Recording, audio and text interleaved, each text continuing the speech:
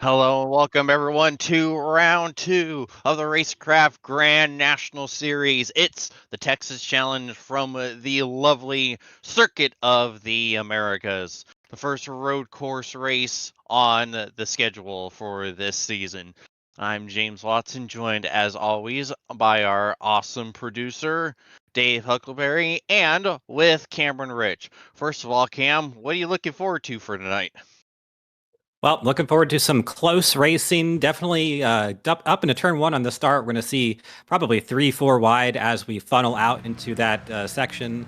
And then we go down the hill into turns 2, 3, 4, 5, and 6. Cut over to the other side of the track. And then it's turns 12 through 20 to end the lap. But yeah, I mean, not as many corners here as the normal track layout. But I think we cut out about a third of them with this layout. But definitely keeps the racing a little bit closer. And I think in the real life that turn 6 complex there as we go back to the other side of the track provide a lot of wrecks. So we might see some contact there tonight.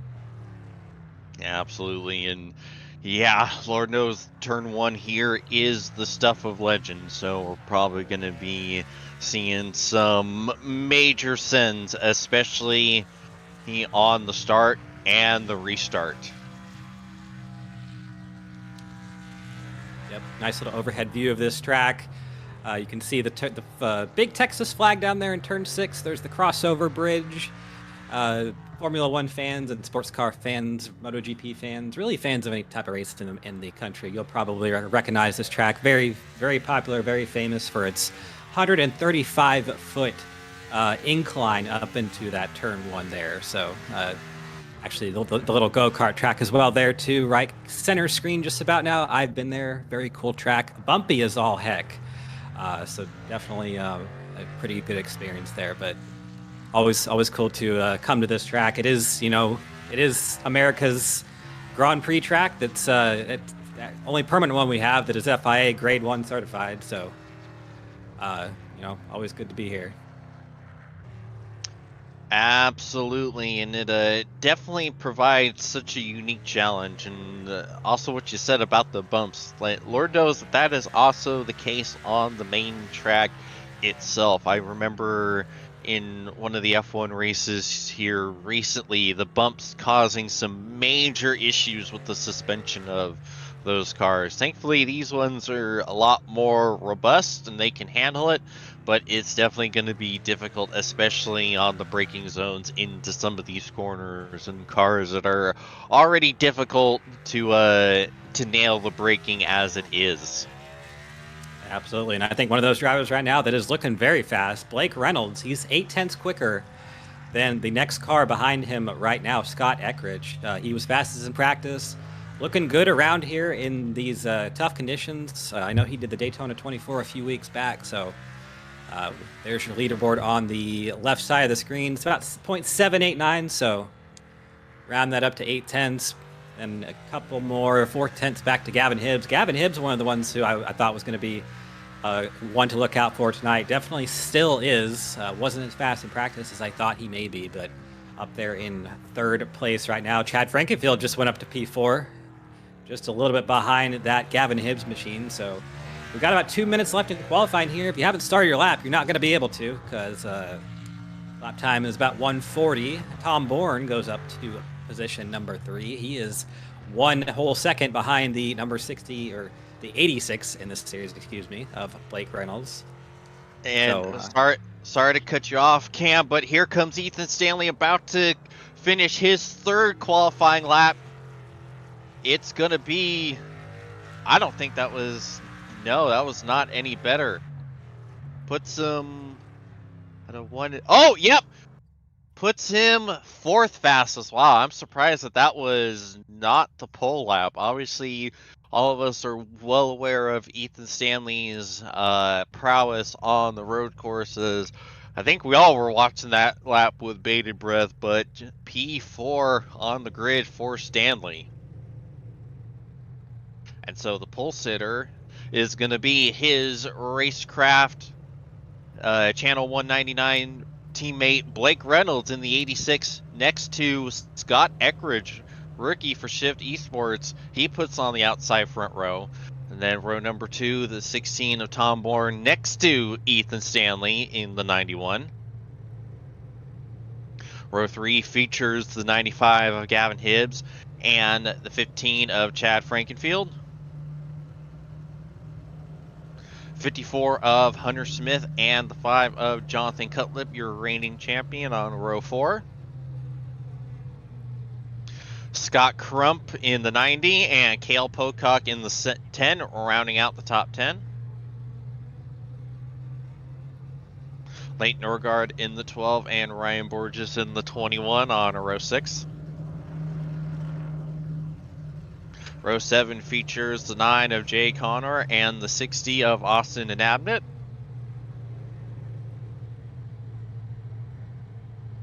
26 of Brandon Wilkinson and the 77 of Paul Mikolajczyk on row 8.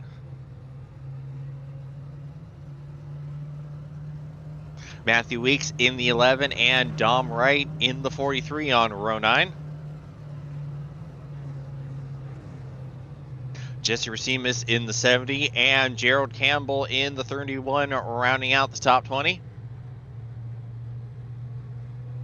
Andrew Rucker in the 64 and the 10 of Jared Rexy on row 11. Row 12 features the 8 of Chris Wright and the 28 of Jacob Adams. Justin Dorr in the 32 and Mark Rabalis in the 99 on row 13. Row 14 is the 20 of Gavin Higgins and the 25 of Seth Rawls. Rounding out the top 30 is the 13 of Tyler Popp and the 03 of Connor Nixon. 03 starting in 3-0. 89 of Brent Jones and the 08 of Randy Oakham. And rounding out the field is the 30 of Connor Thompson Gardner. So we do have a couple EOLs for tonight's event. Going to the bag is going to be the 43 of Wright, 32 of Dorr, Nixon, Yoakum, and Connor Thompson are all going to the back. Oh, and I think we might have an issue for Mikolajczyk, not sure, but here we see the pace car making the hard left-hand turn onto pit road. Blake Reynolds will lead us to the restart zone.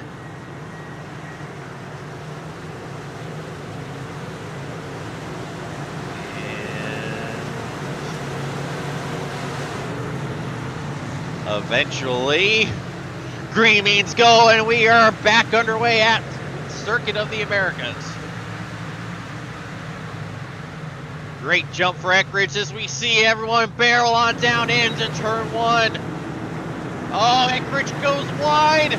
It's going to be a huge advantage to Reynolds as we're going to be all kinds of wide coming out of turn 1. Eckridge is going to hold on to P2 right now. Sounds like we might have some shenanigans in turn 1. Not sure what happened. We stay green for now. As you see Jesse Racimus popped. And then Rexing Borges around goes Weeks, and oh goodness.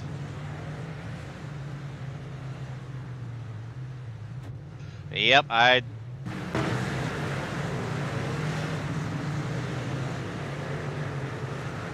as Paul Mikolajczyk has unfortunately dropped from the race.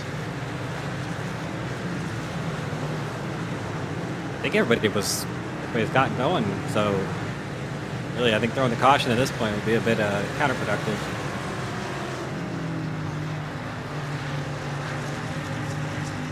Yeah, I think we might have to end up throwing the caution here since quite a few people requested it. Yeah, I'd say for a road course, that probably constitutes a caution that should have been thrown at the time. You're okay to clear it now. There we go. And there is the first caution of the night. Right as we end lap number 1.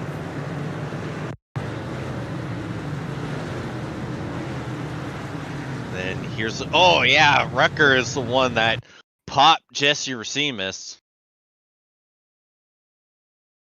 How would you call something like that as a race control? Because everybody just kind of stacked up there. Yeah, I was about to say, I don't know if you can make a call, because that's the thing about this, is that it promotes so many dive bombs and so many cars going 3-4 plus wide, such an accordion effect, and you can never truly kind of prepare for that in a situation like this. Yeah, that's kind of a hallmark of COTA right there, turn one. You see it in just about every race we run here in real life, NASCAR, F1. It's just because you go from narrow track to wide track and then back to narrow track, and you got the elevation change there and all that. So even Stanley, he's up 2 spots already in the 500 or so feet we've raced so far. Well, so those guys in the back 500 feet, these guys got a full lap, so Stanley was able to have some time to make some moves here. But definitely, I think we're gonna have a battle here for the lead before too long between these two up front. Absolutely, and to continue on your point about turn one, even if you try to make sure that you go in easy, give enough room as possible, you still find yourself in those positions. And you think you're given enough room, then all of a sudden you're plowing into someone, and you're like, how in the world did that happen? COTA, that's what happened. That's how that happened. Yeah, absolutely. Just on board here with Rucker, and they're already hitting each other before they even get down to the crash here. But yeah, you're going up the climb here, all 135 feet. It doesn't feel like that in the car, but when you're having to walk the track, human legs definitely feel a lot different than cars do. But you see the number 70 in front, just kind of gets in the back of him. That's Jesse Racemus, sends him spinning, kind of bunny hops him in the air there, and you see Joe Campbell, Matthew Weeks involved, Dominic Wright. Yeah, and you saw what also really kind of helped with the chaos is the fact that the green came out so late. Everyone was all antsy and amped up and kept everyone a lot closer. Now on the restart, the restart zone that we're using is a lot earlier, so hopefully we'll be a little more spread out the next time through turn one. I know that the actual real life restart zone is like right before you turn on to the front straightaway for exactly that reason, to try to get a little more spread before everyone cues the air raid sirens into turn one. Another hallmark of COTA here, the caution laps. 2-minute laps we're looking at here under caution. Just imagine what we'd be looking at if we were running the full track. I think there was, about 4-minute caution laps when they did the race here, that a couple times before they finally shortened the track. So hopefully we can keep these the way and go green the rest of the time here, because I definitely like to see a lot. I definitely like to see racing more than watching interstate driving at COTA. Yeah, but at the flip side, it'd be just like real life with the 6-hour caution period. Yeah, we just don't have the fog here to justify it, but definitely interesting event. This last weekend with the Daytona 24, I believe it was 6.5 hours in the end was the final tally. Yeah. And I believe also one of the fun things we got in addition to that was the longest stint, the longest single stint ever. It was, I'm going to blank his name, aren't I? Some LMP2 guy, I got to go, but he was in the car for like almost 4 hours during the caution period, just continuously driving around. So probably the most boring stint ever in history, but definitely that did happen. Yeah, how do you keep yourself entertained? Like, at that point, you're asking pit lane to put an audio book on for you, so you at least have something to keep you occupied while you're chugging along at 60 miles an hour. It was Kiffin Simpson. That's who it was. I just looked him up. So the IndyCar guy. He now has the longest stint in Daytona 24 history. A little asterisk name, so. That's why I love endurance racing. That's why I love the Daytona 24 so much. Just, every year there's something goofy that happens in these races that is just like, hey, that right there gave me a reason to watch the race. Yeah, that's the fun thing about sports car racing in general. Like you said, just goofy and random things always happen, and you never know what to expect in any race, IMSA, WEC, etc. I think hopefully this pace car is not looking to IMSA-fy it and turns his lights off here so these guys can double up and get going green next lap. That's what it looks like we're about to do. Turn those lights off so we can go racing here. Excruciatingly slow it feels like down this front stretch, but see that climb up 135. That's 11 stories right there, if that sounds better to you. A little bit of a flat shot here. You can see some of the incline, but it sure is a very steep one in person. And then they crest the hill and immediately start going downhill. It's so cool to watch the faster cars here, like F1, IndyCar, even the prototypes. They will absolutely just take this. The downforce when you see it in person through this section looks unreal. So it's definitely I would encourage someone to go see like an F1 race in person. Absolutely. As the, of course, race control, William White has given the pace car the command to turn the lights off. We will be going back green this time.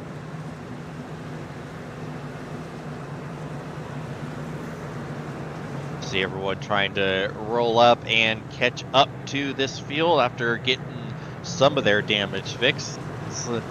One good thing about getting damage at a place like this is that you have plenty of time to get it repaired with these excruciatingly long pace laps. Absolutely, we think they're long up here in the booth, but the drivers, you just want to get going, and really, there's nothing more infuriating. That was a hard word to say, but nothing more infuriating than just sitting in the race car going 65 when you could be like racing and catching, like Ethan Stanley. He could be racing, catching the 86 of Blake Reynolds, doing something, trying to be fast, trying to refine his line, but he's sitting here at 70 miles an hour behind the pace car, and it's it's not what you want to do. So these guys are probably really antsy to get back going here, especially because we've been under caution here for almost feels like 10 minutes, but I know it's not been 10 minutes. Even this stadium section here just excruciatingly long in itself.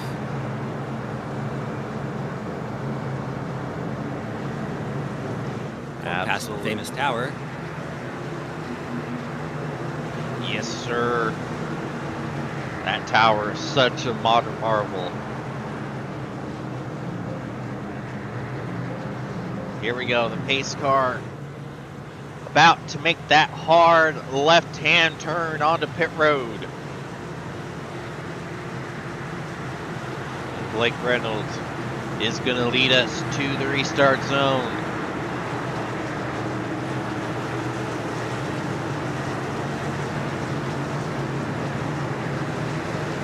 Green means go. We are back underway at COTA.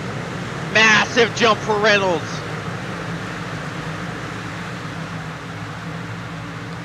Hopefully they can keep it clean here in turn one again. I think we are looking for 3 wide for position number 2. They think better of it. It's 2 wide spin. Hams around. Oh, and he gets plowed in by, I think, Connor Nixon. Oh, more cars plow into the 95. See another car off onto the grass. I think that was Hunter Smith. Hibbs, one of our heavy hitters coming into this race, so that's definitely definitely a bit of a suboptimal situation for him. I'm not sure who hit him, but definitely through turn number 1, he got the short end of the stick. Let's see what happens here. Essentially a drone cam.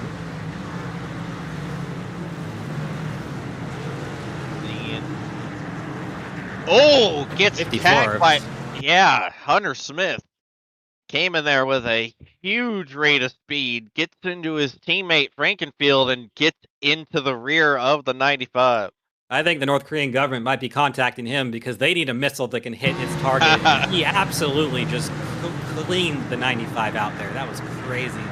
And he's lucky he didn't get anyone else but himself. I mean, at least in the first wreck, because he was close to getting Chad Frankfield there, and I believe they're teammates, so that would have been an interesting little situation after the race. There's a little 360 there, and Gavin Hibbs, I mean, rear end's a little bit damaged there. That's not what you want at a track like this. And what I don't understand is that it looked like he had it under control and braking. He just opened up the corner a little too early, got on the gas a little too early, and just kind of drove up into the 15 and the 95. That's what is really confusing to me about that entire situation. Maybe Hunter Smith, one of the drivers, that he's big into the IndyCar series here on Elite Racing Network, and just when it comes to cars with downforce and cars like these, the braking is actually kind of opposite in the way that you approach it and do it. So maybe just tripped up by that a little bit. First time, really, second time through the corner, and even the best can make mistakes like that. It happens. It's just part of racing. So I think all good. Everybody's still in the race. We only have one car actually really out of it. It's Paul Michalachik. Yeah, a whole bunch of letters. Drop connection on lap 1 and does not look like he is back. Meanwhile, race control is... Oh! And we got Scott Crump around. Going into the stadium section. Oh, and Tom Bourne is around as well. That was a top 5 car, I believe. Bourne was actually in fifth. Oh! Crump was... Norgard. Yeah, almost the same thing we saw with Smith.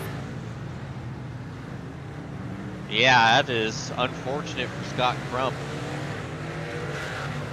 Just saw the left front tire of that number 12 of Norgard absolutely just solidly locked. So he was on the brakes just too much, and at the wrong time. And you can't, once you lock brakes in any race car, especially these heavy stock cars, you are just sliding.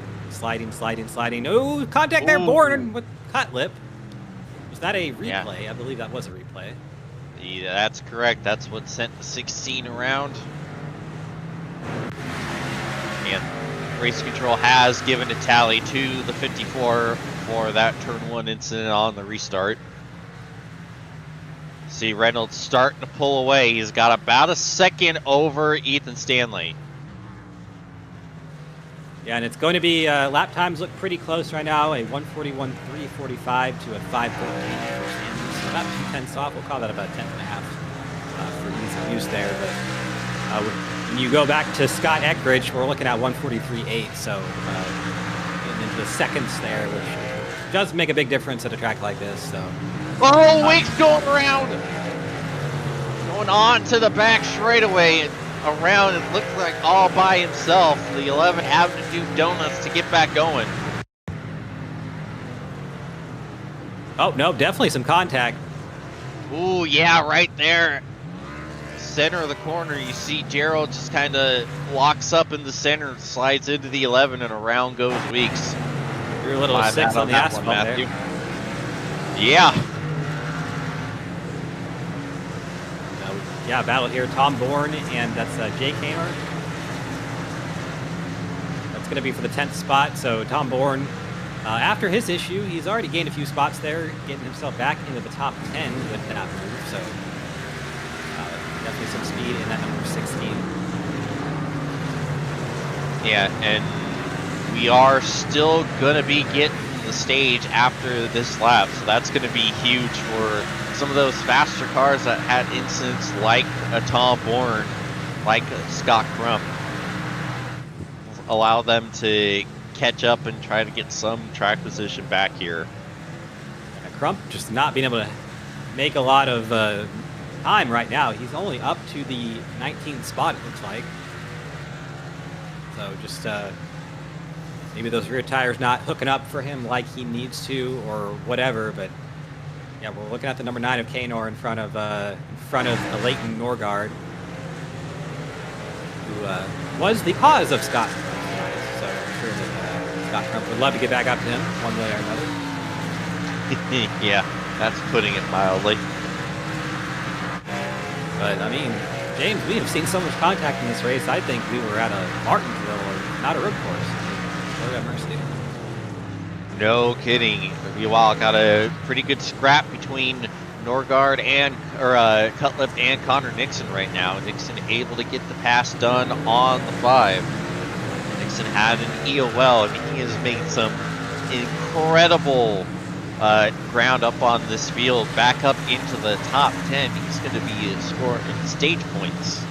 That it really matters for the 03 being a part-time ride, but that still makes his day a heck of a lot easier with the caution coming out any moment now.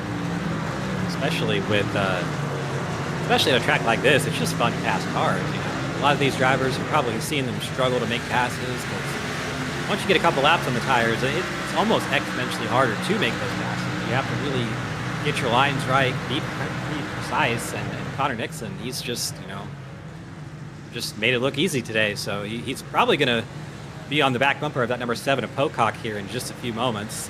Was there a minute ago. He fell off just a bit, but could have been just a bad run out of the corner. But, I mean, yeah, it's fun. It's fun to do that as a driver. Absolutely. On board here with the number 03. We'll see what kind of a line he's running. We're doing the little cut back here through 6, and then it's over to turn 11, which is going to be the end of the straight. And we, excuse me, that's turn 12. I had my corners mixed up there, but on the full track, some cars they reach over 200 miles an hour there. We are absolutely not doing that. Going through the stadium section here in just a moment. Probably my least favorite part of the track, if I had to be honest with you. I think this track would be exponentially better if we didn't have to do this part right here, but into the little triple apex that I believe was modeled after Turkey's turn 6, I think it was. Turkey's turn 6 is a bit better than this, but we're going up into 19. Pretty hard braking for what you get here, and there's a lot of runoff, but you can't use it because iRacing will penalize you. And then turn 20 right here, the last corner on the course. So these are all slow corners. This track was designed for MotoGP and F1, so definitely not a stock car friendly track. These drivers make it look pretty easy tonight. Absolutely, and you make an excellent point about the stadium section. That middle kind of multi-apex hairpin is not fun to me in practically any car. So if they eliminated that, I think I would enjoy driving this track from a personal standpoint a lot more. Yeah, and I think if they got rid of it and went direct from 12 to 15 or whatever, they'd get about maybe 200 feet extra in the braking zone, which, I mean, hey, that's 200 extra feet for someone to make a move here. But someone who's not making a move, Ethan Stanley, he's fallen 2.5 seconds off the back of Blake Reynolds. Blake Reynolds looks like he is in a bit of a different zip code right now. He was fastest in practice, fastest in qualifying, and Ethan Stanley did not get in until late tonight for practice. So maybe just missing the laps tonight here or whatever. Oh, we got several cars around going into the stadium section. Tyler Popp got into the 70 and then went around himself, and oh my goodness, almost a really bad rejoin there. So the caution is out. Oh, that is a big pop from Tyler Popp. And then you'll see the 13 will go around himself. And then, oh my lord, oh boy, Andrew Rucker. Life flashing before his eyes right there.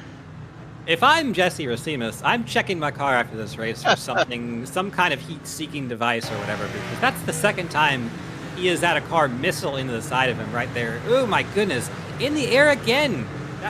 He got aired the first time. It's crazy. When things like that happen as a driver, you're just like, why? Why me? Why? He's probably thinking, why the heck has he had that happen twice to him on two ends of the racetrack? Also, was there contact in from the 54 into the 13 that sent Pop around after that? Check that here, but certainly could be the case, and it wouldn't be the first time we saw the 54 contact. And then, yeah, Pop just tries to get back to the apex right there, and Hunter Smith was already kind of there.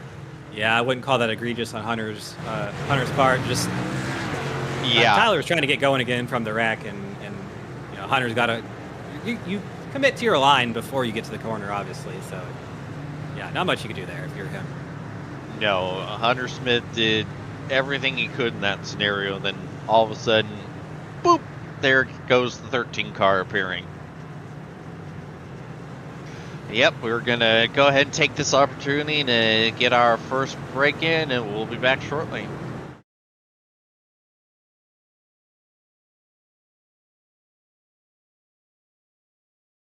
Tickets are on sale now for the 10th Bommarito Automotive Group 500 at Worldwide Technology Raceway.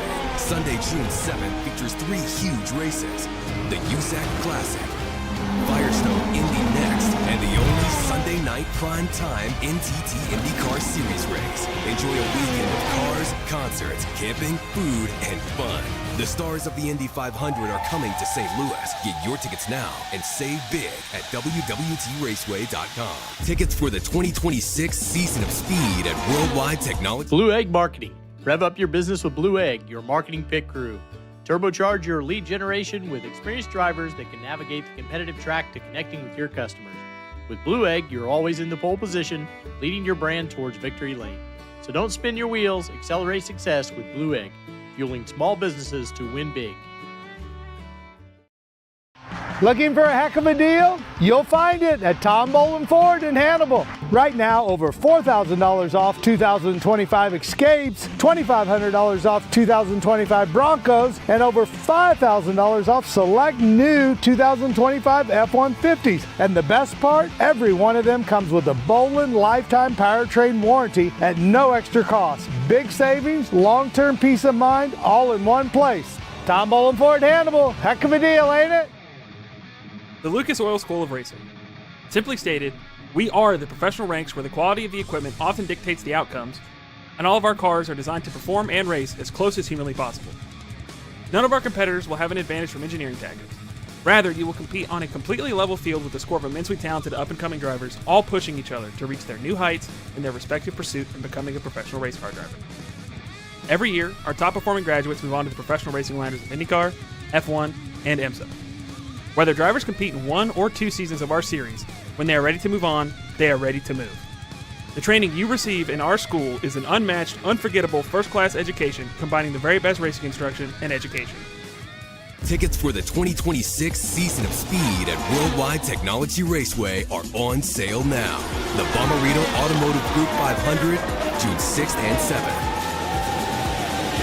The NASCAR Cup Series Enjoy Illinois 300, O'Reilly Auto Parts Series, and Confluence Music Festival, September 11th through 13th, and the NHRA Napa Auto Parts Midwest Nationals, October 2nd through 4th. Save big by going to www.raceway.com. Racing isn't easy, but experiencing it is. iRacing puts you in the driver's seat with the industry's leading sim racing game. Drive on laser scan replicas of the greatest racing circuits from around the world. Go head-to-head against other drivers chosen by skill-based matchmaking to ensure competitive racing at every level. Compete across all your favorite series. In officially licensed cars, engineered to deliver the most accurate driving experience possible.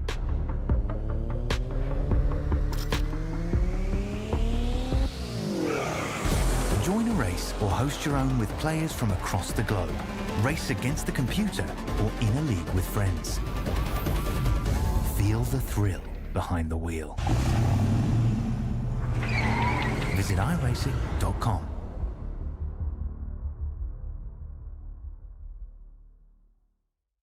Looking for a heck of a deal? You'll find it at Tom Bolin Ford in Hannibal. Right now, over $4,000 off 2025 Escapes, $2,500 off 2025 Broncos, and over $5,000 off select new 2025 F-150s. And the best part, every one of them comes with a Bolin lifetime powertrain warranty at no extra cost. Big savings, long-term peace of mind, all in one place. Tom Bolin Ford Hannibal. Heck of a deal, ain't it?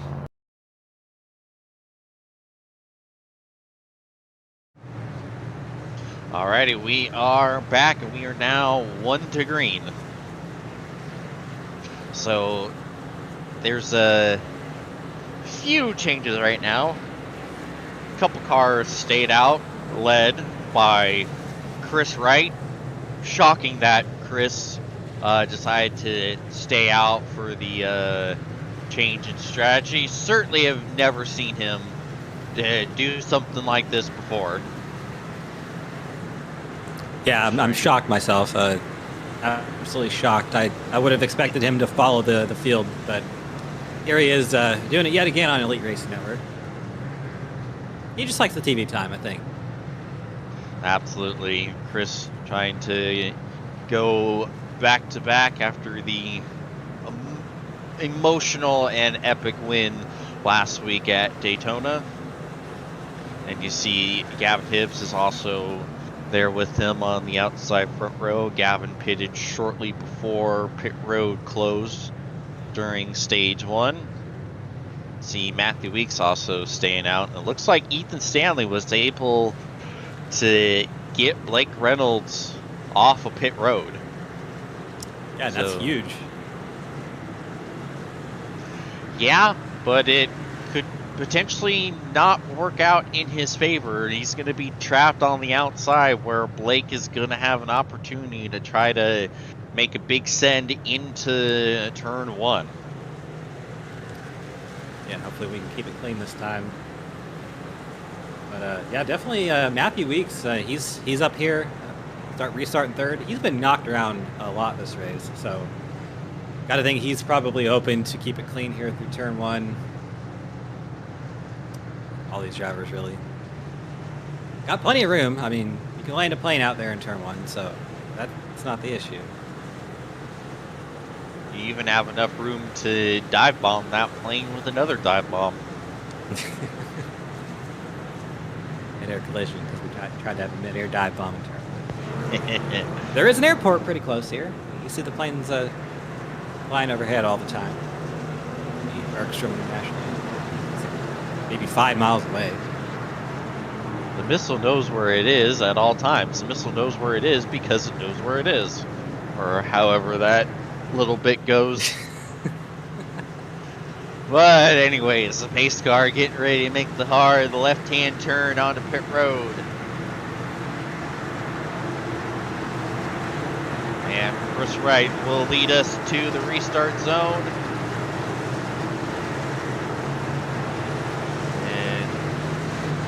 Green means go. We are back underway at Coda. Good jump from Wright. What a great jump for Hibbs as well.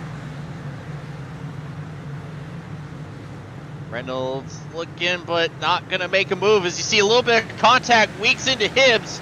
That's going to allow Blake to go right by them to shoot into second. Yeah, and that might be all she wrote for Ethan's run at Blake here, but that was a huge move on Blake's part, and I mean, it's not over yet. We're still up here in the turn 6, 6A, whatever they want to call it on this version of the racetrack. Car around in the S's. Tyler Pop went around. Steve battle for the lead. Reynolds looking to the inside of Wright. Stanley maybe looking to take it 3 wide. Blake's going to shut the door and going to get maybe 3. Stanley backs out of it. Reynolds goes to the lead. But Wright not giving up, but not able to stay to the inside of the 86. So here comes the 91. It's going to clear Wright for now. So towards the back, Hunter Smith getting sideways, having to go through the grass.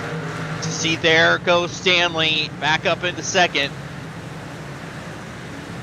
Chris right there went defensive through 13, 14, and just kind of held Ethan up. He had every right to do so there. It's just not what Ethan needed, and he lost about a 7/10, 8/10 of a second to Blake Reynolds coming into turn 20 here. So that's a pretty big chunk of time to already be down on somebody who has shown they have the speed to kind of maybe drive away here.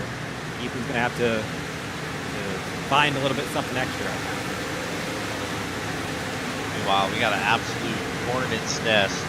Smith and Nabnett, Nixon, they're all kinds of battling with each other. As you see on screen, Frankenfield trying to get by right. Chris able to fight back and hold on to the position. I'm surprised he's even been able to hold off like this, because some stock car tires on road courses and iRacing, they just start melting when they get to a certain point. So he's probably swatting flies in there just a little bit, but definitely holding on at least to the 4th position right now. Doing a good job holding that number 15 off behind him. Absolutely.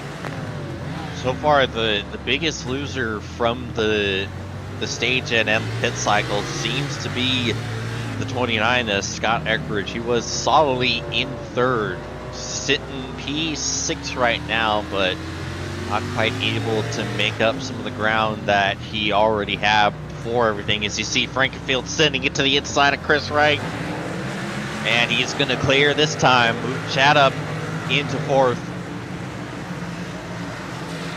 Oh, I think something happened to Scott Crump once again. He is not happy. There he is. He is off into the gravel. See, 0-3 with the big send. Ooh. Oh, just knocks him off the track. Little bit of a hip check. The thing about Scott Crump, he'll always let you know when he feels slighted by you, and I think he has a little bit of room there to feel that way. Yeah, the 0-3 was not pointed towards the corner at any point in that sequence when he hit Scott there, so yeah. Yeah, that is unfortunate for the 90s. See, might have had another. Oh, contact from, I think, Brent Jones into door. Someone hit 89 hard.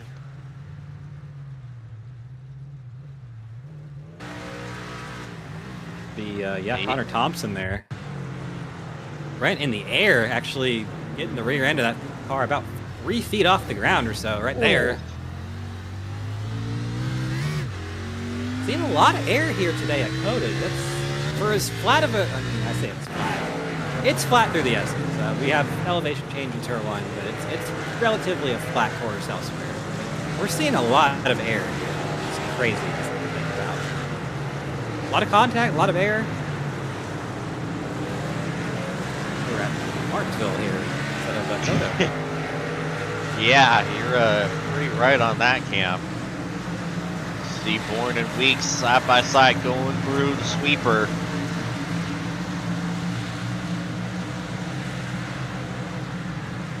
See, Tom's gonna get that move done out into the next to last corner. He's maybe looking to take it back, not gonna be close enough. See the 11 gets a little sideways off the final corner.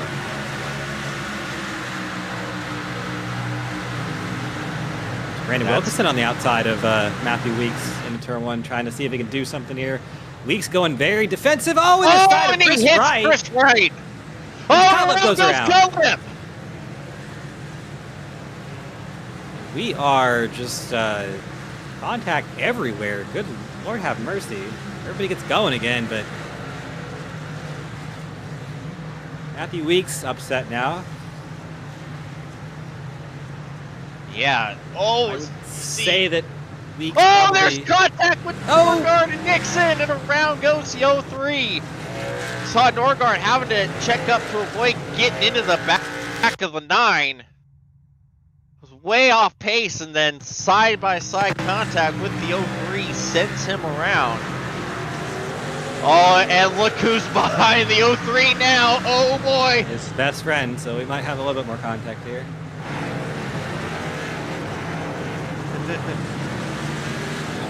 Weeks. He is upset about that contact. I would have to say, as just myself, he might want to direct his upsetness towards himself.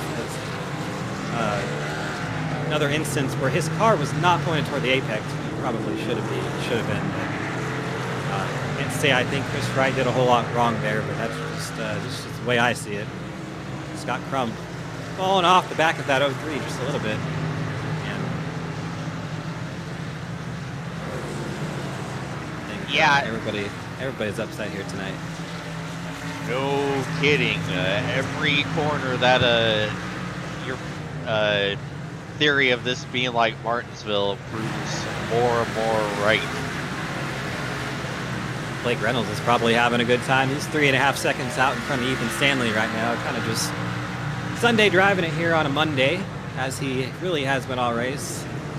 Started in first, has been first for the majority of the laps. Not all of them, but the majority of them so far. And we know Ethan Stanley is no slouch. Probably wins just about every other road course race here on Elite Racing Network. And sorry to interrupt you, Cam, but we got a great battle between the 20 and the 21. They were side by side through the S's. Moore just looks like he's able to get the move done, but Higgins isn't giving up. Using all the runoff here. Absolutely, but you see the 20 wiggles, and here comes Cutlip to the inside. A little bit of contact there. Lean. Yeah, Cutlip not able to get the move done. You see a lot of war wounds on the... Oh, we're 3 wide right now. Smith, Norgard, and Connor. Good gracious. Oh, okay, Nor. Oh, Connor's going around. Borges is able to miss him.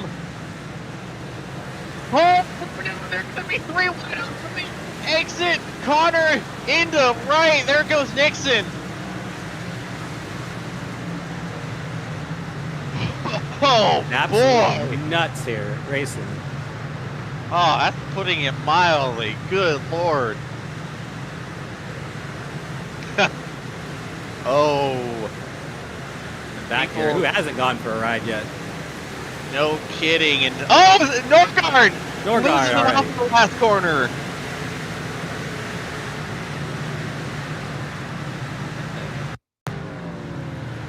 Words of one of my favorite Peruvian pound cakes. I gotta say, that was probably just a little too much beans right there for the number 12. So, all good. No damage from that. Just a little bit of ego damage and tire damage. And he's gonna cross the line back in 25th. So, oh, Jeff! Another one. And turn 2 nearly took the 03 with him. Wow. I think here in... Oh, he got a little help on that, Cam. Yeah, but I would say I'm hearing a bit of chatter about the 03 right now, Mr. Oh, and Rexing! Rexing has gone around too.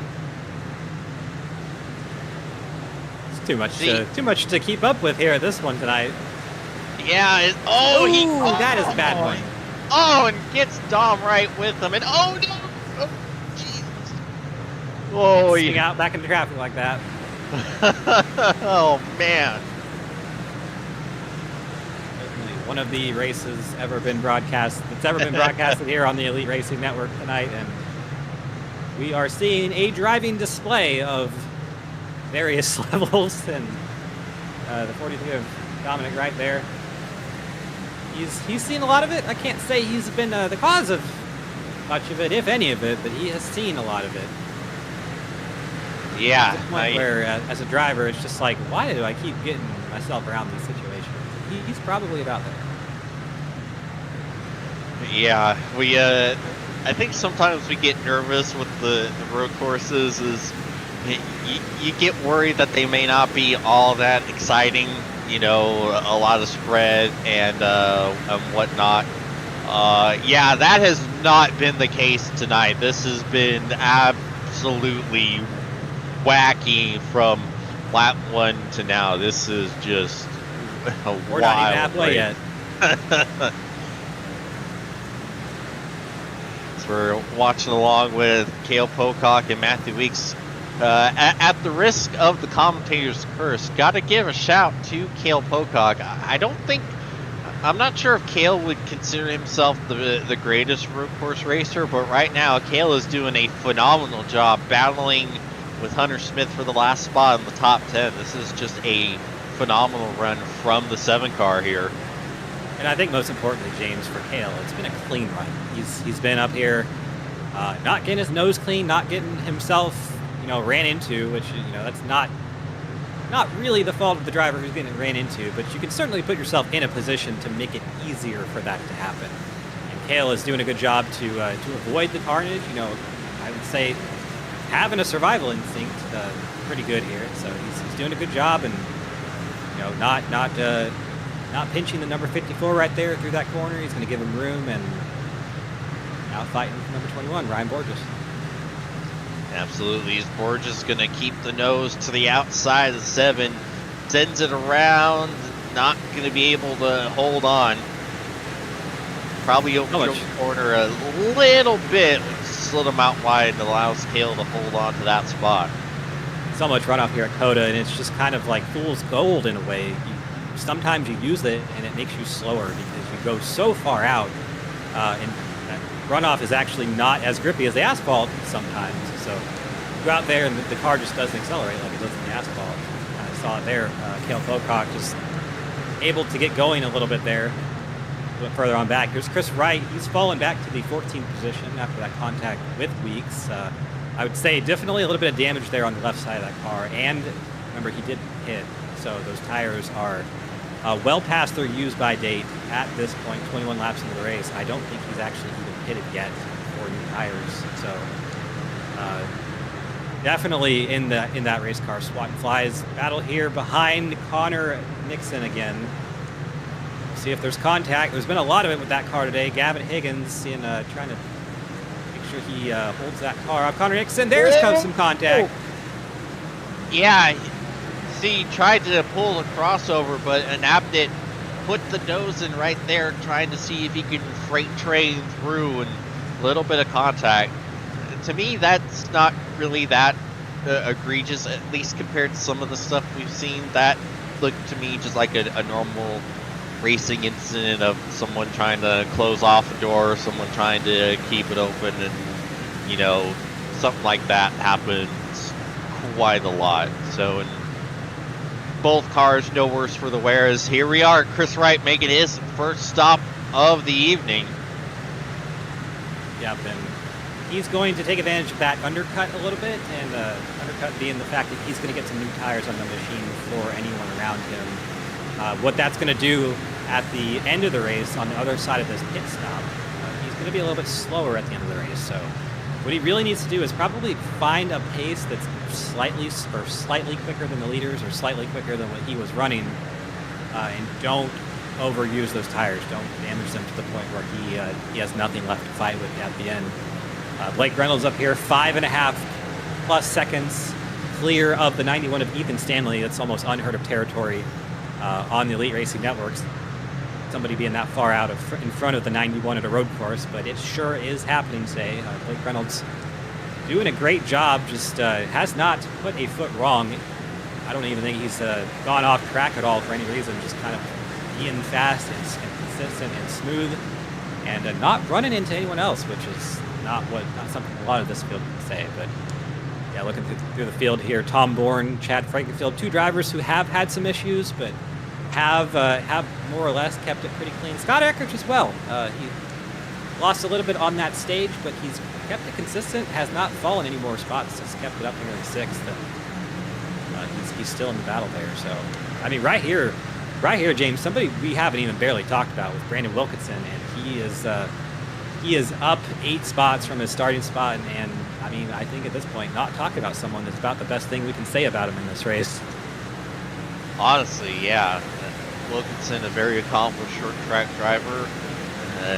Short trackers, to me, tend to do better at road courses just because they're used to the hard braking zones and having to kind of tiptoe through the corners with some of the cars. So he's proven that with another great run tonight so far. Absolutely, yep. And just realized what I said might have sounded a little bit disparaging to him. The best thing we can say about him is that we haven't said anything. That's not to say that he's a bad driver or anything. Just with all the contact tonight, we've had our cameras on a few drivers who have been a little bit, more incident prone, and we haven't brought up Brandon once tonight. So he's had a very good, very clean race, doing exactly what he needs to do here. Absolutely. I mean, this is really right now the cleanest and calmest we've been all race. Probably because we do have the pit stops coming up. We're almost halfway, and probably going to expect for most of our field to hit within a few laps of that number here. Already seeing the one driver come down. Who was that just pitted? I had him on my screen, and now he's gone. Chris Wright, yeah, I just had him. So we'll see how much time he can gain here. Those fresh tires, if any. Oh, 3! Oh! Into the last corner. My goodness, what a move! And all three of them out in the runoff. All three of them decided not to use the track there, but good stuff. Oh, it's not over yet. Steve Borges with the big send on the inside. Here comes Rawls looking pretty quick out of that corner. Not going to be able to do anything just yet, but if these two make a little bit of contact, Rawls is going to be able to pick up the pieces and probably gain a couple spots here. We'll see what they do up here into turn 6. There's 3 turn 6s here in this layout, so thank you, Coda track map designers, or whatever you call yourselves. Yeah, you see Borges kind of backed out of it. Yes is not the worst decision to make. Now he's going to try to see if he can mount another charge off the back straightaway. Pocock trying to battle with Weeks right behind. See Smith starting to pull away bit by bit from the 21. I mean, you gotta give a shout to Seth Rawls. Seth started 28th and is about P10 right now. A incredible recovery drive from the 25 here. Yeah, absolutely. And Seth Rawls, another one of those drivers who has a lot of skill in these road courses and did not have a good qualifying run at all. But really, the speed, the money is made in the race, and Seth is showing that he has the patience and he has the finesse to be able to get around these cars that he's been around. So definitely showing a good one tonight. Mark Rubales, just saw him. He was on the far end of the racetrack and went straight off into a wall at full speed. I'm going to say he that intentionally here. Probably had enough of the race, and I can't blame him too much here. Yeah, I think this is another classic Mark moment. That's going to be all Mark's like, yeah, I'm head out, blam. And he joins Randy Yoakum, Jacob Adams, and Jared Rexing as retirees on the night, along with, of course, Paul Mikolajczyk, who dropped on lap 1 and said, "I'm free!" and went to do something probably better with his time. Yeah, you would certainly hope so, but I guess there's always a possibility that he's not having as much fun as we are up here in the booth watching this race the whole time. Well, here's a race right here. Austin Inabnet and Gavin Hibbs going at it. This is back for the 15th position. And Inabnet, one of our sports car drivers, so he knows how to do the rights and the lefts pretty well. He did pretty well at the ARCA race a few weeks ago where we ran that at Detroit, which, Detroit, a little bit less room than COTA. But, it is a road course, technically. iRacing does classify them as the same thing, so. Here through turn 19 and then 20, which we're going to take back onto the front stretch here.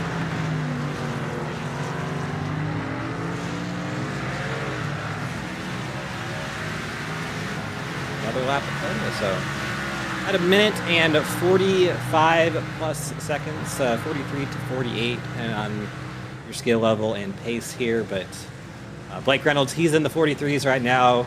Just about everyone else is in the 44s and above. So, I mean, Blake Reynolds just absolutely like in a whole another league of his own. I'd say get to the different zip code point, 8.1 seconds ahead of Ethan Stanley. Gavin Hibbs, good recovery drive from him. We saw him in trouble there on the first lap of the race. And Gavin Hibbs and Austin and Abnett have not been able to settle their scrap just yet. Oh, meanwhile, up ahead, you see Cutlet making a big dive on Cale Pocock, not able to get it done, and now he's under fire from Connor Nixon.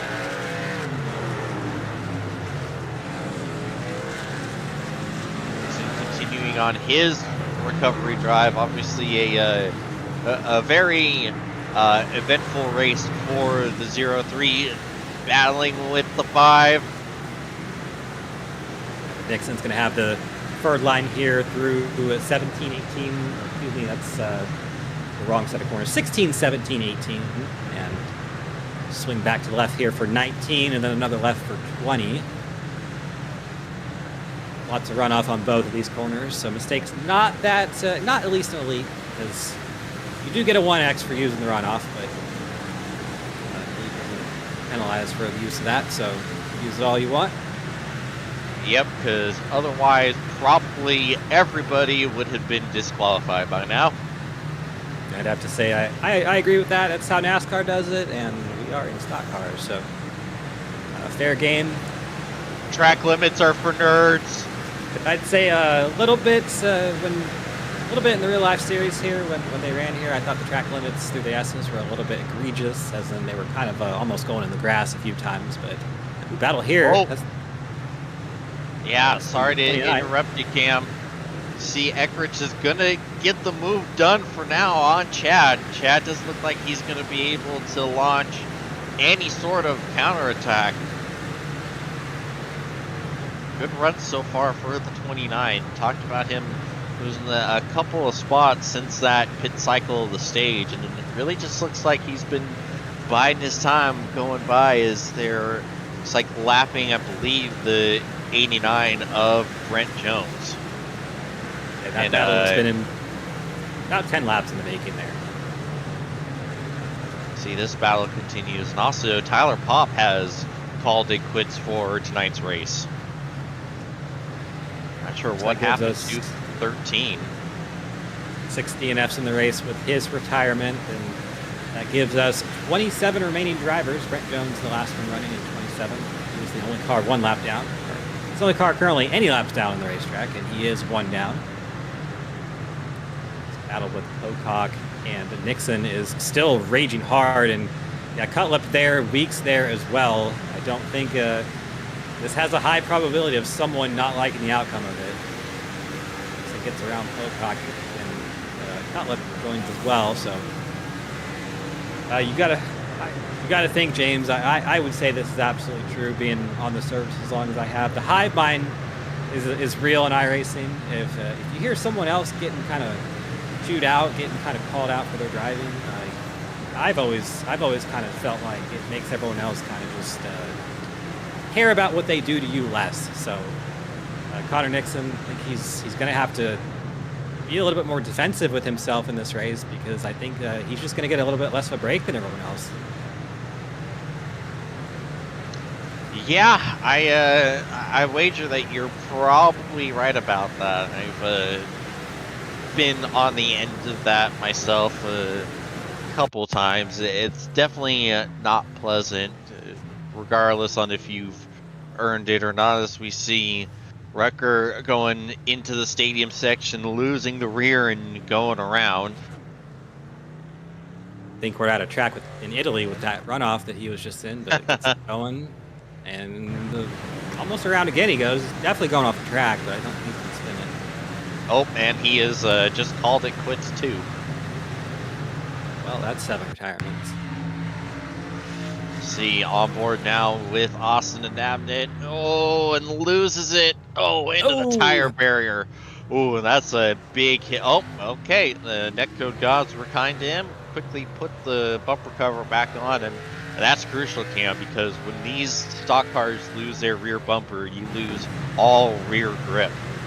Oh, absolutely. At any racetrack, you do it at Charlotte, and it's the worst driving thing you've ever had in your life, and definitely here when you're really looking for front, rear, side grip, any type of grip you can find. If you lose any type, it just becomes even more miserable. So Austin's race, it's lap 28, got 20 more laps to go. It's probably going to feel about like 30. Until all these drivers still have to pit, and we don't know when they are going to do that just yet. Assuming with our front runners having stayed out so long, they're probably going to take that as far out to the end as they can and make their final run as short as possible. And I mean, really though, for Austin's sake, you can't sit there and fix damage. So you gotta, if you're trying to get any sort of finishing position, you have to take tires and fuel and go. You can't sit there and fix damage or do really anything. So just something he's gonna have to live with. Yeah, you're basically at this point hoping for a miracle caution that at this point is very unlikely to happen. Yeah, looking through the field here, I think our best battle is probably for 8th right now. Hunter Smith and Ryan Borges are pretty close, but not really close enough to do anything. You see that on your screen. They're coming back onto turn number 20 right now. Someone there is in the pits. I believe that is the 89 of Brent Jones, so he's not one of our lead cars. Connor Nixon is driven away from Jonathan Cutlip a little bit further back. He's now tracking down the 25 of Seth Rawls. Looking at lap time, that actually... Connor Nixon was a little bit slower last lap, and he blows turn 1 just a little bit there. I think Nixon has been overall faster. It's just he's been in that battle with Cutlip and Pocock up to this point, so not really had the clear track that he has now. I think he is ultimately faster than that 25, so we'll probably have a battle for the 10th position here in a few laps. And the pit stops. 43 of Dominic Wright, he's a little bit further on back, but our first lead lap driver to come down. Yeah, you reckon that it's probably not going to be all that long until we see the 95 bring it in. You see Hibbs came down a couple laps before the end of the stage, so he's not going to be able to go as long as everyone else is. And he's also starting to get run down by the 29 Eckridge. Scott has been closing up on him here bit by bit over the last few laps as he started to drop Frankenfield, who's... Oh, here we go. Ethan Stanley, first one of the top 10 to bring it in. Going for the undercut. Yep, so this is huge. Just opens the door for the rest of the field, essentially. Blake Reynolds knows this. Scott Eckridge knows this. Most of the drivers have already passed pit road. Nobody decides to follow him, which is interesting. But oh no! Cale Pocock crashed trying to bring it onto pit road! Wild. Oh no, the commentator's curse strikes again. As you see, Weeks was trying to follow him down pit road too, and Weeks has to drive to the outside to avoid... Oh, he was going to do the same thing. That's why he had to avoid it. Oh, that is heartbreaking for Pocock. Yep, and you see the engine smoking there. Race cars were not supposed to smoke. That is not good for them. And that's probably going to be race over, essentially, with only 18 or so laps left here. Overshoots his pit stop just to put the cherry on top of disappointment for him. But, you know, that's just, I heard him over the radio said too much front brake bias. And that's just, you know, probably cranked it a little bit forward to get himself comfortable around the racetrack there. And just a little too much front braking action into the pits. And that's going to end his day. Saw Kaner and Gerald Campbell down pit road. There's Dustin Dewar. A couple drivers a little bit further on back. 30 of Connor Thompson. And Blake Reynolds. And meanwhile, I don't know if this undercut strategy is working out for Ethan Stanley. He's lost a lot of time in traffic trying to get by the 03 and battling side by side with the 25 right now. He's lost a lot of time. This is worst case scenario if you're Ethan Stanley. And meanwhile, Dominic Wright has also called it quits. Add another DNF to this race. Yeah, for Ethan, they're probably, like you said, worst case scenario. Two drivers who absolutely are not going to give up their track position. We've seen it many times with Seth Rawls and Connor Nixon, been the talk of the town in this race, just about. Gavin Higgins in, Matthew Weeks is in. So we're definitely shuffling through at this point. Gavin Hibbs has decided to stay out for the time being. Not got to pit road yet, so I don't know if he's going to pit yet or not.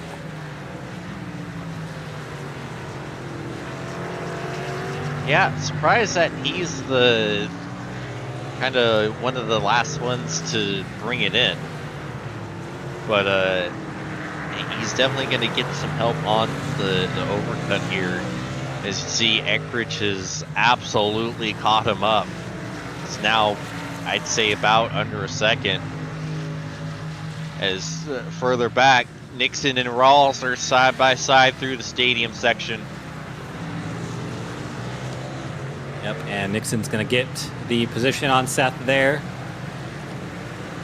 That is up into turn 15, swing back, and then it's the triple apex of 16, 17, and 18 coming up here. You can technically run a couple lines here, but not really recommended to. Turn 19 up here.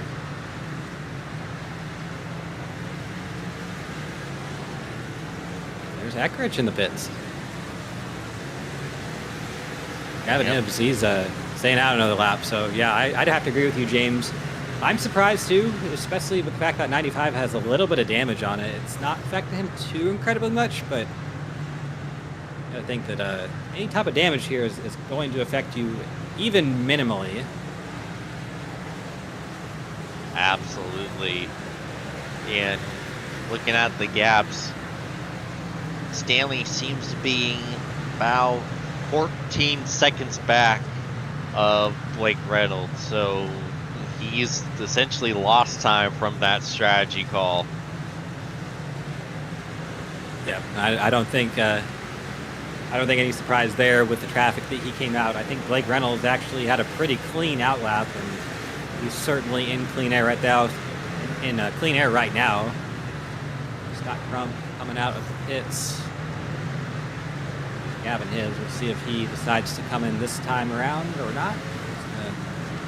That's the pit road entry here in about 5 to 10 seconds.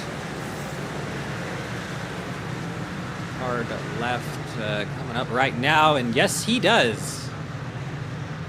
Oh, almost. Wow. Almost. He almost ended it all right there, but just got it slowed up.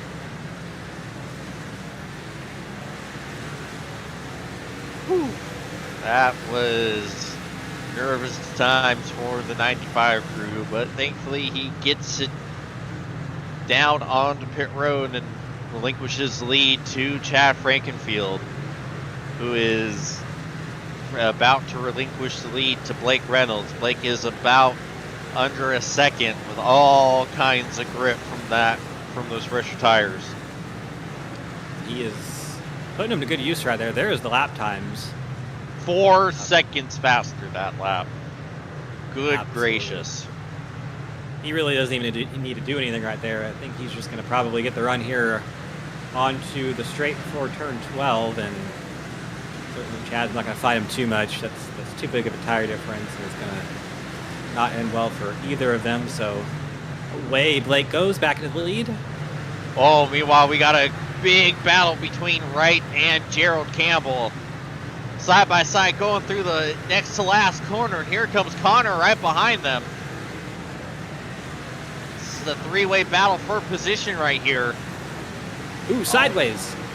That's gonna kill Chris's run, as he's gonna lose the spot to Connor as well. What's Jay gonna do up here coming to the hill?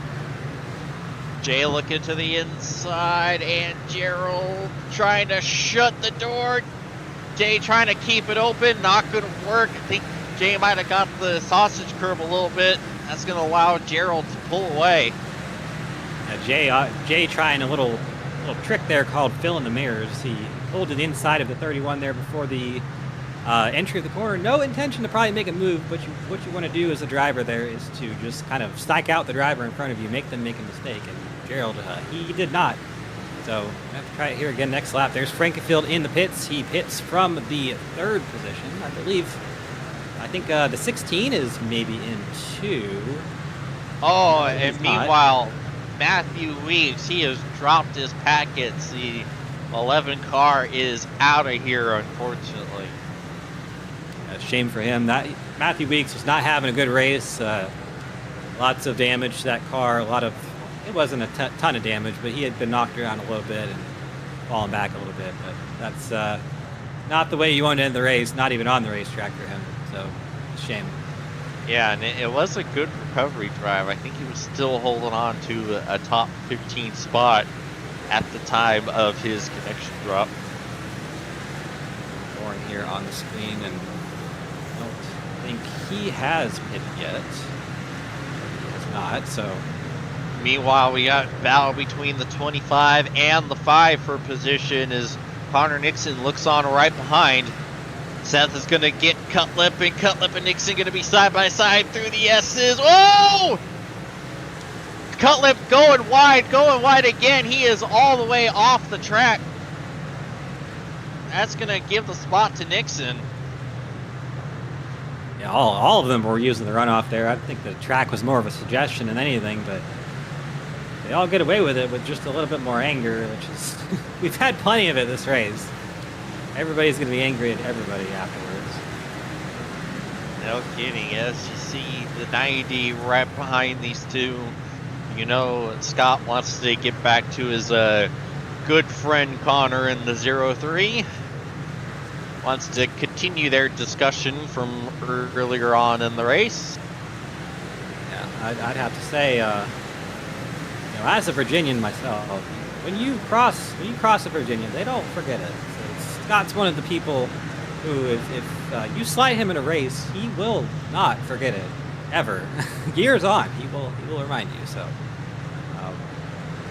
definitely not someone you want to cross ever. But Scott definitely has that in the back of his mind right now, and in Scott's sake, just catching that car in front of him a little bit. You see in that car that you feel slide at you. It does give you a little bit of a motivation to go a little bit faster. So we'll see how that works for Scott. Absolutely.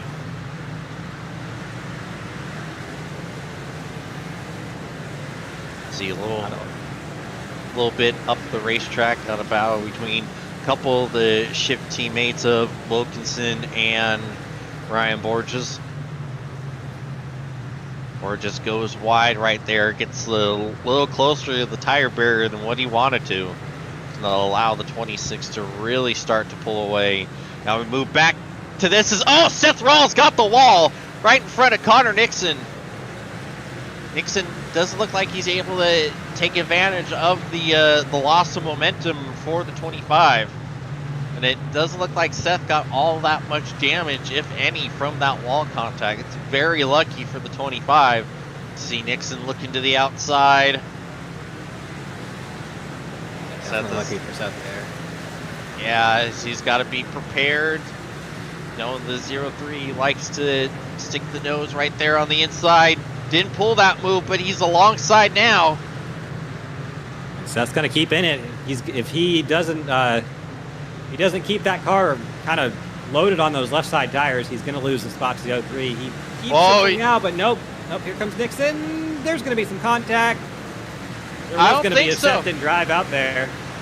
Yeah, it's good driving for both cars. Nixon sends it into the final corner.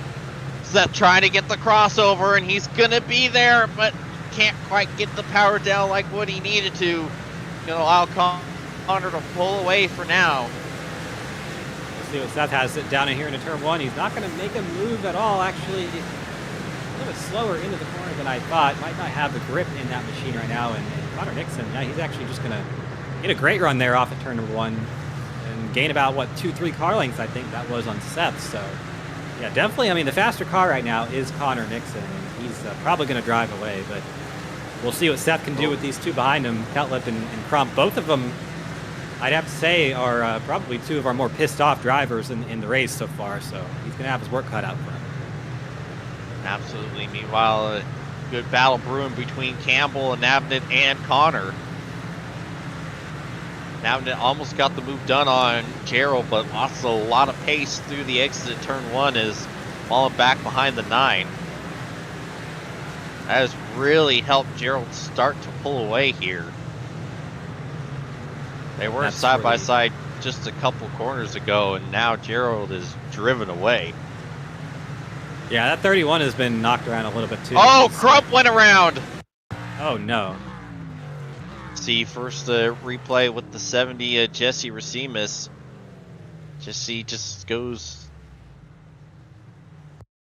not sure what happened to the 70 right there. See Crump, he's side by side with Cutlip, and just goes around on his own, unfortunately. A little bit too much beans, I think, there. That's a weird spot to lose it, though. You're not really gassing it up at that point, more than kind of just holding the corner arc. So I'm not sure what went wrong. That was a bit of failed alliteration there on my part. But Connor Thompson had all sorts of issues there in the last corner. Yeah, right in front of the 03 Nixon. You see, Connor has absolutely run Gerald back down. Meanwhile, Cale Pocock has officially called it quits after his unfortunate pit road mishap. See what Jay has here in turn number 1. I don't think he's really looking for a move yet. He's going to tuck in behind that number 31 and try for turn 6. Definitely no passing. Well, no passing recommended in this part of the track. They sure will try it if possible. But in most racing series, you don't typically see a whole lot of racing through these S's, and especially we cut out the other part of the track here that goes up to whatever it is. But the S that comes after turn 6 here is probably the worst of the bunch when it comes to how much it kills the flow, but we're skipping that here. Back on Connor Thompson. Oh, yeah, looks like he clobbered that sausage curb and just upset the car, and around goes the 30 once again.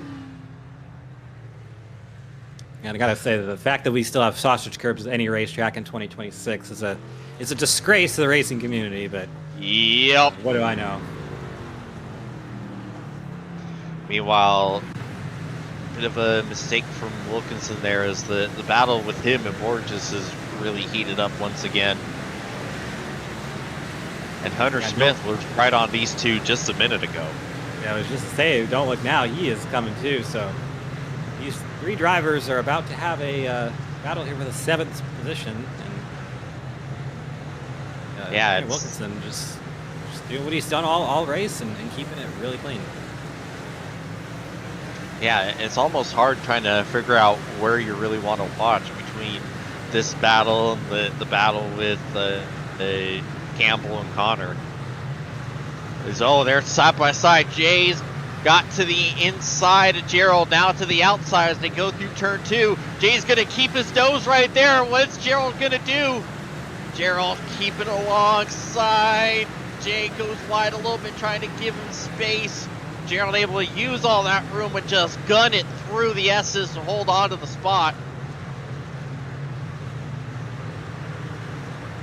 Great driving between these folks here to keep it off each other. I mean, we've seen so much contact in that side of, or in that section of the racetrack, and that was clean right there. Kaner trying to do something on the outside here into 12. That's not gonna work. Trying to get the crossover. I think he was out of position for that kind of a move, but he's gonna try it here into 13 on the Gerald inside. Up.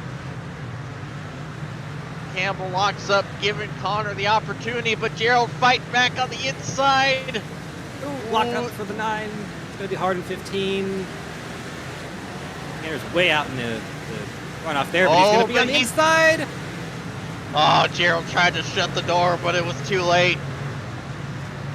Jay holding on, giving it everything it's got. You know, those tires are absolutely screaming on both cars right now.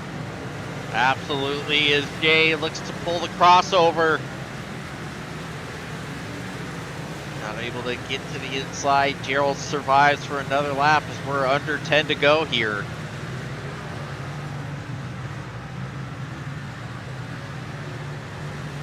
Jay with the great run. This is going to be hard for Gerald to defend here.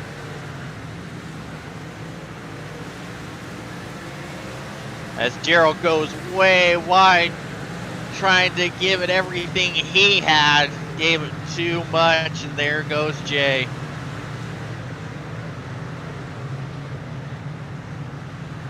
Oh, what an absolute battle. Yeah, I think that's probably the cleanest battle we've seen all day. And, no kidding. Brandon Wilkinson. Hunter Smith has actually caught Brandon Wilkinson, so he got around Ryan Borges. Excuse me, I believe. No, Ryan Borges got around Wilkinson. Yeah, Ryan has started to pull away, and now Brandon has to worry about 54 Hunter Smith. And in addition to this battle, Cutlip and Seth Rawls have gotten a lot closer right now. I'm watching the pass there between Borges and Wilkinson. Wilkinson overcooked it and won, and Borges just kept it tight and drove away from him basically. So a little neat pass there. Oh, Chris Wright has retired from the race. Last week's winner will not be going back to back here, unfortunately. You see, Smith gets the pass done on Brandon. Big send into the S's for the 54. They get the pass done. Wilkinson trying to catch back up, trying to stay connected. Wasn't the best corner, get back onto the back straightaway, and that might be all she wrote for his hopes to get that position back. While you see like the Stanley. 26 is, the 26 is starting to struggle there. And speaking of starting to struggle, 16 starting to run out a little bit of pace. Here comes Stanley trying to take second back over. As Blake Reynolds is in a completely other zip code of these two. I want to say Tom Bourne last pitted on lap 13 or so. So we haven't seen him pit under green yet. I believe he was that under green. I don't believe lap 13 was under green. I don't see a green flag pit stop from him, so I'm wondering if he can even make it to the end. Surely not, right? That's no way. Not lap 13. That would be what, 35 laps. Maybe hoping for a caution here or something as Brent Jones out there. 20 layout and runoff lets these guys go. Meanwhile, Cutlip sending it to the inside of Rawls. Seth got real sideways off of the final corner. Gave Cutlip a massive run and one of the easiest passes John's going to make all day. But Seth isn't giving up, looking to the inside. John shuts the door. See lap car, Jesse Racimus right behind. See Seth coming back. Oh, that was the best corner for Cutlip. Seth can get through this corner. Good, he's going to have a shot, but not quite as good as what he'd hoped for. Going to allow John to stretch out. Seth not able to make the send. I think Seth's a little bit better on the brakes right now, but he's having some traction issues definitely in some of these corners. So he's losing on the exits here. Let's see what happened to Connor Nixon. Oh, ooh. Nixon! Oh, into the tire barrier. Turn 6 there, and he's got a meatball out of it. Meatball. So can't even turn right there. Oh, it's just Rawls just spun. Oh, yep. Oh, and then he just spun again. Oh, right into poor Jesse Racimus. Jesse could not catch a break. Yeah, what's he got to do to get a clean race? That's a little bit ridiculous on his part. Not Seth's part, but definitely Jesse's part. See, back on board this battle, Stanley continuing to heat up the rear. Tom Bourne. Tom going defensive here into the stadium. Stanley going way wide, trying to stay alongside. He's still there. That might be it. Tom Bourne's going to try to get the crossover. He's going to get to the he's going to get the outside of him for 19, but that's not going to, or excuse me, 15 here. Not really where you want to be, but he's going to probably get a little bit of a better run here. Just not enough of a flat out section for these stock cars to really be able to do anything about it. I think he has this position kind of under lock now, so whatever. We know that Tom Bourne's tires are much older than the other two drivers that he's been around, which is Stanley and Reynolds, and not even sure if he can really make it to the end just yet. But either way, yeah, give P2 to Ethan Stanley. Yeah, meanwhile, Connor Nixon has officially retired from the race, much to the joy of, I imagine, Scott Crump and probably a few others from what we've heard through this event. To see Blake Reynolds has lapped up to, let's say, top 15. A lap time this long, this is just an absolute dominant performance from the two-time reigning Belly Up Cup champ. Yeah, toward pace really for the 86. Nobody other than for a few laps has been able to hold a candle to the pace of that 86 here today. Qualifying, practice, probably during some winter testing or whatever, probably was quickest here too in some session. I'm not sure, but either way, what he's doing here today, very impressive stuff considering who he's doing it against. I mean, Ethan Stanley, if you can beat him, it's one thing. If you can be in a different zip code than him, that is a completely different thing. So that is an impressive drive. He is Ethan Stanley-ing Ethan Stanley right now. Not a lot of people in Elite can say they've done that for any amount of time. So I think putting 20 seconds on the 91 here, just incredible display of pace and consistency, really, just to be able to do it lap after lap. A track that really values that kind of thing, consistency and just hitting your marks.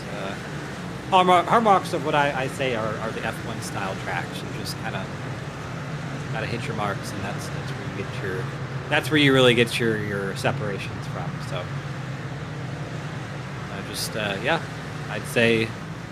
I'd say that's a clinic. Meanwhile, the battle for P5 might be starting to heat up here. Gavin Hibbs has really started to run down Frankenfield.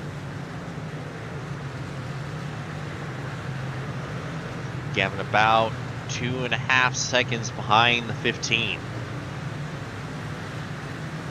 Gavin, he's had an up and down race. He's definitely driving with some fire under that helmet. So you've seen Gavin before.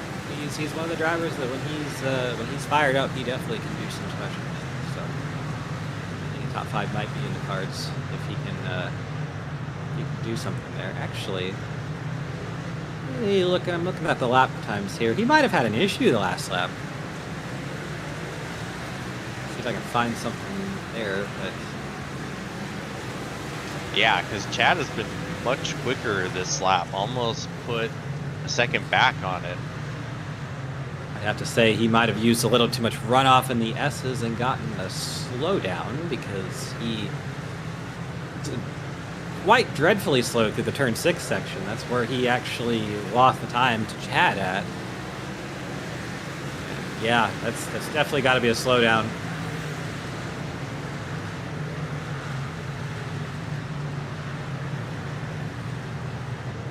Battle here for 7th. Hunter Smith and Ryan Borges, they've been going at it for the past 15 laps or so, and right now it's anyone's guess up in the 15. Ryan Borges on the inside, going to keep it for now, but Hunter Smith sideways from the runoff. Yeah, Borges shut the door on the exit. Smith having to drive off on the runoff and losing all that pace. Looked like he had the move done, but great defensive driving from the 21 to keep hold of it. These two cannot figure it out up here in turn 20. Ryan Borges is fine for now. Maybe a challenge from that 54, especially not out there.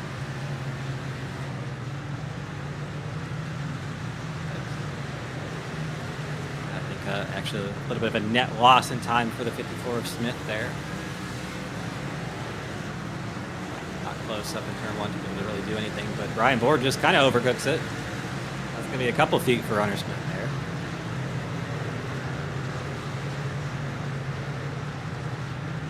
Yeah, and just as soon as it seemed like there was going to be a battle between the 15 and the 95, it is just absolutely evaporated. Now Chad's grown the lead to about 8 seconds over Gavin Hibbs. Not sure what's happened to Gavin over the last couple laps, but yeah, it's not even close. Well, actually, I think I can tell you what has happened. Go on board with the 95. His steering is broken.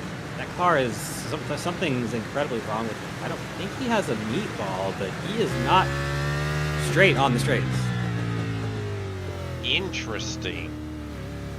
He's losing about 4 seconds a lap in the cars in front. He actually might be under fire from this battle with Borges and Smith. It's coming up on him pretty quickly. I mean, they're going right now.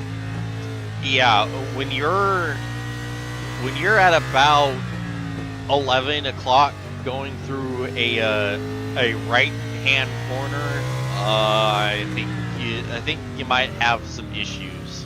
Whatever it was, it happened on lap 42. Let me see what. Yeah, he's letting Borges and Smith go. Oh, he hit the tire pack and it broke his left front suspension, I think. See, here's the lap 42 hit the tire pack on the entry of 6.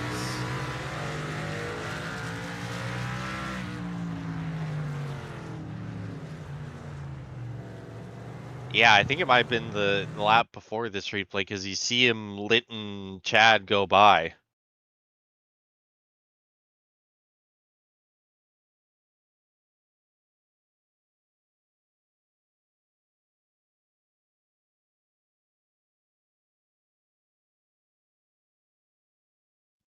Should be about right here. No. If this is lap. Oh no, yeah. Whatever lap 42 is, that's where I found it on. He hit that tire pack with the left front. And see, it's not looking like it really should be there. Yeah, it looked like he, at least from a little bit of view I got, he has a little bit extra camber in it. As like Dave said, it is a white flag. Blake has about half a lap before he claims his first checkered flag of the year.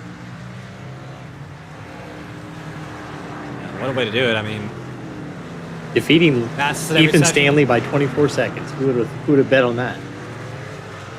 Yeah, certainly not me. I thought we were going to have a little bit of clash of the Titans here between these two, but yeah, not quite. Can't say it's going to be a grand slam. He hadn't led every lap, but he was fastest in practice, qualifying, and certainly in the race. Just sliding a little bit sideways there through 19 and showing off at this point. Little bit of celebratory drifting, getting the burnout started early as off of the final corner, bringing it to the checker flag. Blake Reynolds will win at Circuit of the Americas. Start your timers. It's going to be about 25 seconds before position number 2 comes across the line there. There's Ethan Stanley. He's just at pit road entry. Coming through turn number 20. And Tom Warren looks like he's going to pull off that crazy strategy. He's going to bring it home in 3rd place. What a drive from Tom Warren. There's Scott Eckridge coming home in fourth. Quiet race from him. Chad Frankenfield. Say relatively quiet from him too. You know, he wasn't the one getting yelled at on the radio, so I'd say it's a pretty successful race for the 15. Top five.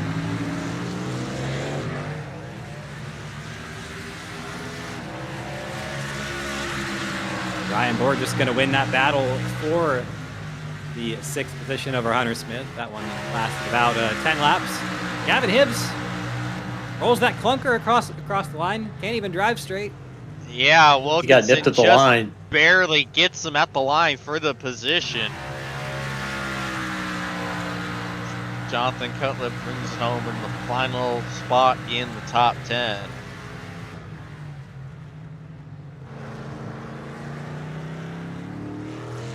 Seth Rawls will bring it across in 12th. A great run for Seth. Again, started 28th, finishes P12.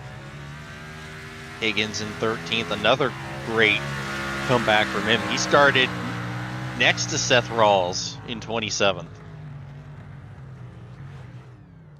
Just went back and watched the 16 of Tom Bourne. He actually pitted on lap 12, so 12 to 48 on the fuel. Yeah, that is unbelievable.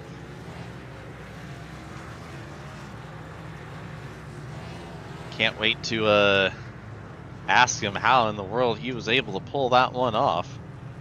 He's there. You ready? Yep, let's go ahead and start it off.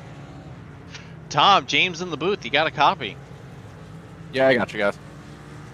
Well, the burning question is, how in God's name did you pull that off? So we came out of pit road at the end of the stage, and just force of habit, I ended up clutching right out the under the pace laps. And then once we started going green again, I came to realize that we were only 3 laps short. So I decided to just slow my pace down, and I figured, you know what, with everybody being spread out, I'm probably going to net gain from this, and if anything, I'll end up falling back to where I was and regrouping at fresh tires. But overall, I crossed the line. I could not go another lap. It was really hard managing just the gas, brake, clutch, all three at once. It was definitely a pain. Yeah, unbelievable, and still being able to keep up the pace you did. Like, you were still one of the fastest cars on track despite everything that you were having to manage there. Yeah, this past off season, road course racing last year was easily my weakest point in my sim racing. I took the B season off for 2025 to really focus on regrouping on my skills, and I practice a lot of road racing. I love racing Coda, and this was one of the tracks that I was absolutely terrible at. So I spent a lot of hours here in all 3 NASCAR series just to see where I could pick up, and I've had a lot of help from a lot of good road racers. So I'm glad it's paying off from last night at the Glen and tonight here at Coda. Yeah, I'd say it paying off is putting it mildly. Just unbelievable performance. Any sponsors, plugs, and shout outs you'd like to give? Yeah, first off, I want to thank you guys for putting on the broadcast. I know this is Elite's 10th anniversary, and I'm proud to be a part of it. Been on and off here for about 4.5, 5 years, so I'm glad I'm getting to race in the 10th anniversary season. Chad for doing it this long. I don't know how he puts up with all of us for so long, but Reaper Apparel Company, Ghost Energy, running the Greg Biffle throwback schemes all season long, just in honor of him. Hopefully he can bring me some good finishes. Melissa, Sydney, Kira, everybody else watching, and don't really have a team this year, but Gerald usually lets me hang out in there just to keep me sane. So, shout out to their team and everything. And like I said, you guys putting on a great broadcast week in and week out. Can't thank you guys enough. All righty, we sure do appreciate you, Tom, and hopefully we're talking to you again next week. Hopefully, we'll see what happens. All right, there's our third place finisher of Tom Bourne, and now here's Cam to talk to our runner-up. Yep, I got him right here. Ethan, this is Cam in the booth. You got a copy? Yes, I do. Well, I mean, good race for you. You looked like you had the measure of the 86 there for a little bit, but I think on the long run he just put the afterburners on and did his thing there. What was the difference? Well, I decided to take a nap before the race today, and I woke up at about 7:29. So my first laps were in qualifying. So I knew I was going to be on the back foot. I had the pace. I know how to get around here. It's just I couldn't quite dial the car in beforehand. So just kind of suffered the whole time with understeer and just wasn't really having too much fun out there. Yeah, I think you and a lot of other people, there was so much contact. It was crazy tonight. I almost thought we were at Martinsville a few times, but I mean, if you could do it all over again, is there anything you learned throughout the 48 laps that maybe would make it go differently, or do you think it would end the same way? Yeah, yes and no. I feel like I should have ran different steering settings than I did. I was just kind of burning off the fronts throughout the S's. Yeah, I just needed to use more track at the start. I saw Blake was using so much of the runoff, and I just really wasn't utilizing it until later on. So that definitely would have helped. But yeah, he just had the pace today. He had a lot more practice. Absolutely. Well, we didn't see you last week at Daytona. I'm assuming you're part-time. Is that correct? And if so, what's the next time we'll be seeing you in this Grand National Series? Well, I'm a bit of a busier person nowadays, so I'm gonna try to make all the races. But if I don't, it is what it is. I'm not too concerned about it. So you should see me next week. All right. Well, next week's Vegas. That should be a fun one here. But before we let you go, any sponsors or shout-outs? Yeah, of course. As always, this season in GN, I'm running with Racecraft Academy. Big thanks to them. Big thanks to Apex Gaming PCs and Next Level Racing being on the car. JD Designs painting all the paints I run throughout the week. New one for this season. And then just a big shout out to you guys up in the booth. Love watching all these races back. And just big thanks to Will and Chad and everybody that runs this league. Absolutely. Well, appreciate you giving us some of your time, Ethan. Congrats on the P2. And, well, I won't be here. Ty will be here. I'm sure he'll be looking forward to talking to you next week. All right. See you guys around. All right, James. See if you can find this guy's secret. Yeah, Blake, James in the booth. You got a copy? Yes, sir. How y'all doing? Oh, doing great, but not as good as you are. Man, what a performance. You run out of superlatives to use for a race like this. You just took it to everybody. Yeah, this is my home track. I'm from Houston, Texas. This is the closest NASCAR track now that, Austin's closer than Dallas, so, or Fort Worth, rather. But yeah, I love going to this track in real life. It's one of my favorites. I've watched many races here. I watched the Xfinity race at this layout last year. And I'm going to go again this year. And I knew, I just loaded it up to practice today when I joined the session. I'm like, I just see it better. Sometimes you load into a session and you just are like, I can wrap my head around this. And I did the entire time with saving tires, just having pace in general. Using all the track limits.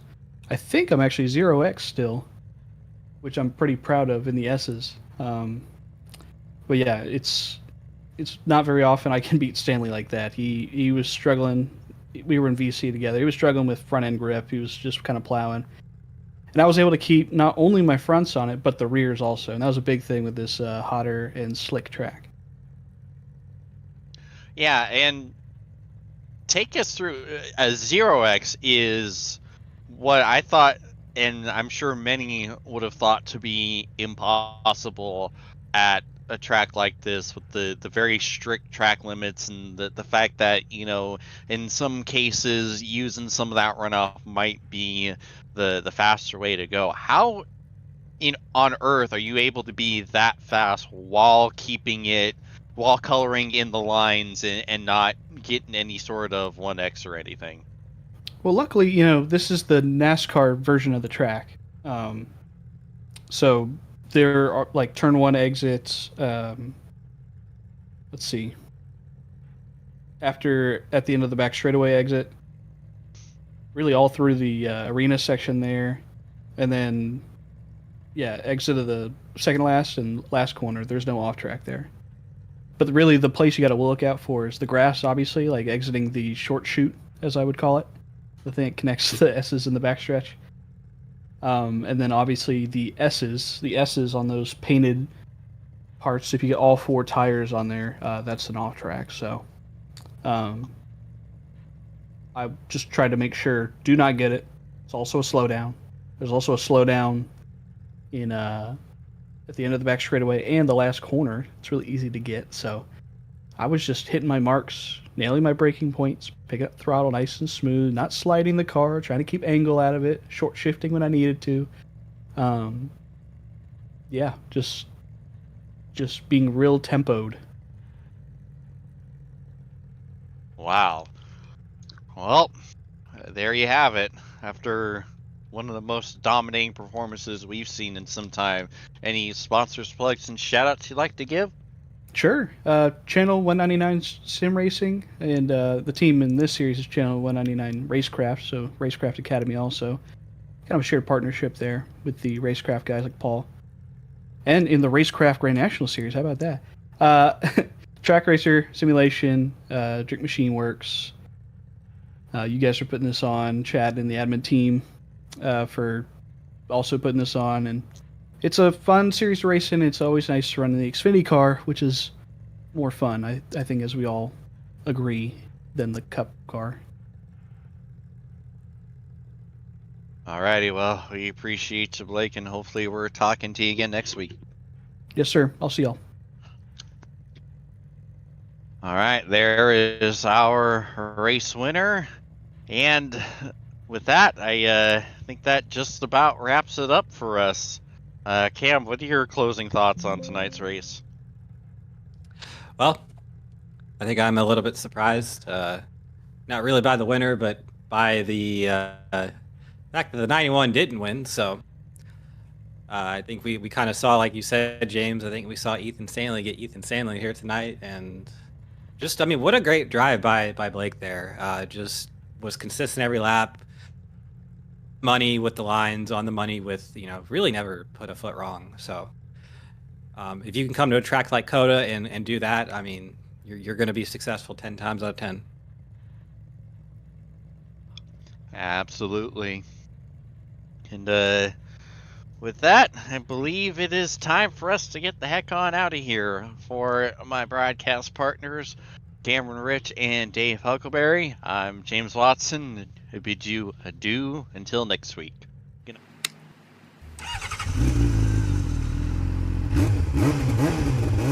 night.